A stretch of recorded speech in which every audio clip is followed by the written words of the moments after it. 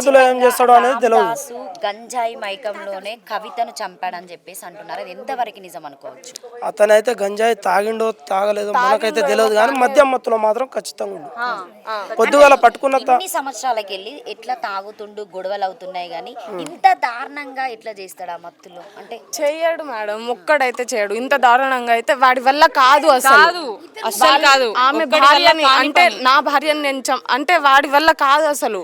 భార్యని చంపాలంటే భార్య అంటే పడి చేస్తాడు, లేకపోతే అసలు ఉండడు. భార్యను చంపాల్సిన అవసరం ఏముంది? చంపాడు అసలు ఒక్కడైతే. జస్ట్ నేను 2 దెబ్బలు కొట్టినా, తల మీద కొట్టినా అని అంటున్నాడంట. మరి కొరికింది ఎవరు? ఇదే కదా డౌట్ రావాలి అక్కడ. కానీ కొరికింది నిన్న పోయి రామదాస్ కి మేము అడిగాను, పోలీస్ స్టేషన్కి వెళ్ళారా?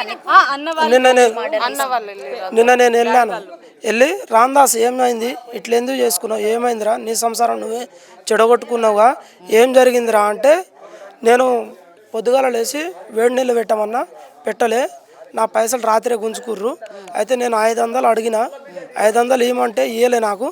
అదే కోపంలో 2 దెబ్బలు కొట్టాను. సరే 2 దెబ్బలు కొట్టినామంటే సంధ్యక్క ఈ రోజు ఇక్కడ మీరు ఆ పాపనైనా పావని అయినా కావచ్చు, సో వాళ్ళ ఫ్యామిలీ మెంబర్ వేస్తున్న విధానం చూస్తున్నాము. సో మీరు ఏమని చెప్పారు డాక్టర్స్? మొత్తం సిటీ స్కానింగ్ తీస్తే మొత్తం ఫ్రాక్చర్ అని అంటుంది. అయితే అది వాపు మొత్తం తగ్గే వరకు తర్వాత ఏమైనా ఆపరేషన్ చేయగలుగుతామని అంటారు.